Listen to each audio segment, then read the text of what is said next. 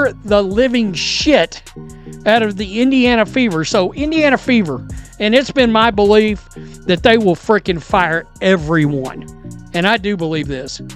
So if you're a Fever fan and you're hoping they'll keep Caitlin Clark, it's my belief that when push comes to shove, there's no way they can let her get away. They will fire everybody and start over. That's my belief. I cannot imagine the level of fumbling the bag that would have to be done. What happens when Gatorade jumps on the Caitlin Clark hype train but forgets who's driving? You get a PR meltdown, supercharged with electrolytes. The WNBA thought they had a slam dunk. Instead, it clanked off the rim straight into chaos. And wait until you hear what fans are really saying. Fever execs might want to brace themselves before reading this poll. Meanwhile, Caitlin just casually stacked $660,000 like it's lunch money. Grab the popcorn. This saga is getting spicy. Clark meant to the WNBA. Everything. She's changed the dynamic and history forever for women. I see a lot of young girls here today, and I see how inspired they are, and she's even gotten me back into basketball. I think she has brought attention. She did it for us. We had never watched, and we have become big fans. I don't think her contributions have been extreme as what people think they are. I think the league in itself has been getting better, and that's really what we should be focusing on. I think she's brought a lot of attention to the WNBA, and it's needed. I think it's great. I actually grew up watching the WNBA, so it's really exciting to see a resurgence. She meant everything. I never watched it. If Caitlin leaves the Fever, so do I. And that's not a whisper anymore. It's a full-blown rallying cry. She's not just playing in the WNBA. For an entire new generation of fans, she is the WNBA. 6 months ago, most of them couldn't tell you what a Fever was. Now, they're ride or die. At this rate, Indiana might want to lawyer up, because if things go south, Caitlin's taking half the fan base in the breakup. And there's enough votes here. This is a good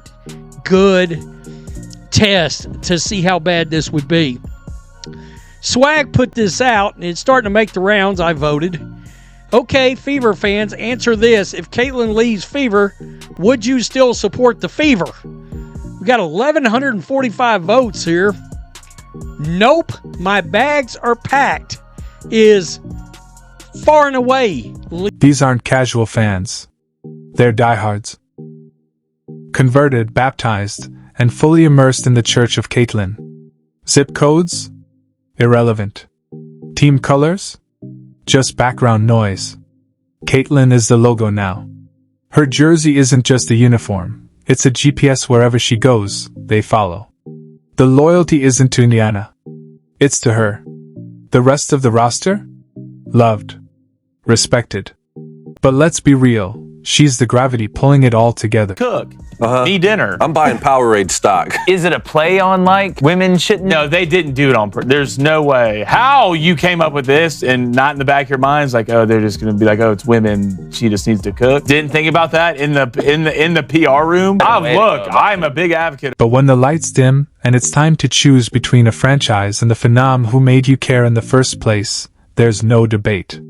It's Caitlin Clark or bust. And right now, Fever fans are sweating.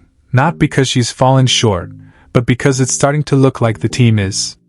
Caitlin's doing exactly what she was drafted to do: draw national attention, spike ratings, sell out arenas, and drag this franchise into something that finally resembles professional basketball. The only person who doesn't seem to have gotten the memo? Her coach. Listen, NBA players make 50% of revenues. WNBA players make 9%. And now the merch sales are up 500% and attendance is up, 40%. So they're going to get a raise. There's no question. And I don't really care that the previous 25 years they didn't make a lot of money or lost money. I don't care. They're in the middle of a negotiation and they're on a heater. So it doesn't really matter. I've said this before. I made an investment for 5 years and it lost money. And I got about 6 months left in the investment. And in the last 6 months, they started making cash. I'm not bailing on the investment. I want to finally get my money back. So they're going to get a raise. They're finally turning a corner. But and negotiating in any business is all about current momentum. It's not about 12 years ago, it's about current momentum. Somehow, the game plan feels less like empower your superstar, and more like maybe next quarter. Which is wild because, spoiler alert, they're not winning. They're losing. And not just losing ugly. Yet post-game, it's always the same tired script. One player goes 2 for 14, couldn't hit water if she fell out of a boat, and the response? Keep shooting, honey. They'll fall eventually. Caitlin pulls up for one contested 3 in crunch time? Boom, instant lecture. That's not strategy. That's borderline performance art. And fans? They're not clueless. They see it. They feel it. And they're not here to watch the slow-mo sabotage of the only reason they showed up in the first place. The message couldn't be clearer, shouted louder than a WNBA highlight buried on ESPN3.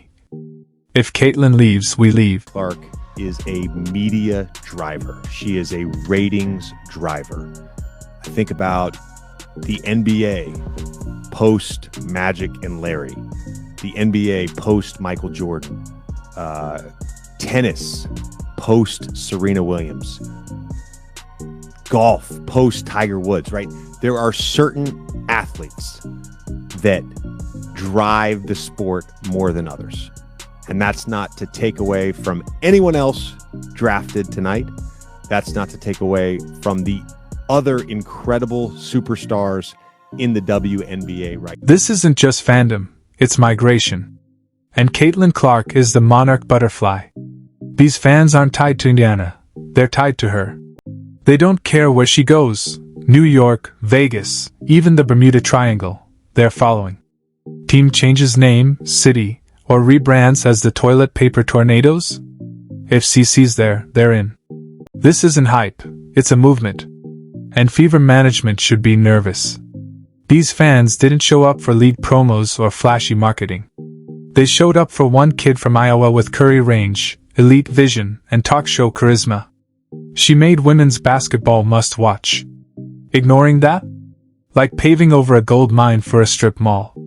It's not just bad strategy, it's self-sabotage. And yes, fans respect the roster. But Caitlin's the reason they're here. Period. Don't bother me. But why do you take a shot at the Golden Goose, Caitlin Clark? You guys were flying before she arrived on one of those airlines that made you pay for a cup of water. One of those airlines that is the planes are the color of a highlighter. Now you're flying private. Okay, if you're in a band and you're staying at the Motel 6 and you add a band member and now you're at the Ritz-Carlton, keep your issues to yourself. The worst part? It's starting to feel intentional. Keep the rookie humble. Don't let her shine. Feed the vets, even if they're bricking everything. Fans are yelling, just let her cook. But every time she gets hot, they pull her off the burner. Throw intense pressers, weird body language, and late-game chaos, and her fans are past frustrated, they're angry. You can't hype her face for every brand, then treat her like a background extra on the court. That's not strategy. That's slow-motion sabotage. If she leaves, so do the fans. Packed arenas turn to echoes. And suddenly, Ninja Warrior reruns pull better ratings than your primetime game. I'm going to pass on that question, actually. WNBA star Caitlin Clark is transforming women's sports. She fills arenas night after night, and her games have smashed TV viewership records. And if you watch Clark play, well, it's not hard to figure out why. She makes deep three-pointers look easy. And like all stars, once the ball... This isn't just talk.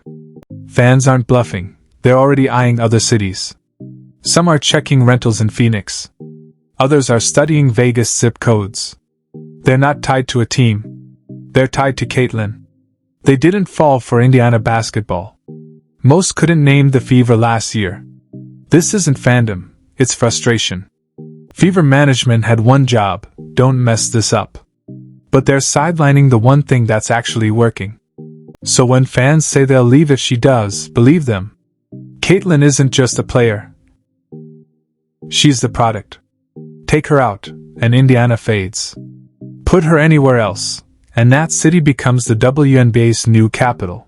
I think it's like something where if you are a star in the WNBA, like Caitlin Clark, she's probably one of the few people that anybody you can mention to somebody that knows sports will know Caitlin Clark. Yeah. She's getting a ton of deals. Coke, Gatorade, you name Nike deals. Now, I know a lot of the other players, like if you're the 12th person on the team, you're probably not making that much money, but I just feel like coming out like this, what are they going to bargain with? What is their like thing they're coming with that's going to change their salary? And that's what I was trying to figure out. I couldn't understand because they're already rev sharing. The NBA already gives them money, compensates for the loss they make every year because they bird. She had Van Slugenhagen on her. She was like, I'm offended that y'all have white defensive players guarding me, and she put her in the torture chamber. You should have known from her little face that she didn't want this matchup from the beginning. Caitlin reminds me of what Dame does. If anybody ever noticed, her first shot always a three. First quarter, second quarter, third. She sets the distance on her first shot, so you have to guard her there. Now she can do whatever she wants to do. She's playing a chess game. That's what Dame does. He starts his game off. He's gonna shoot a deep ass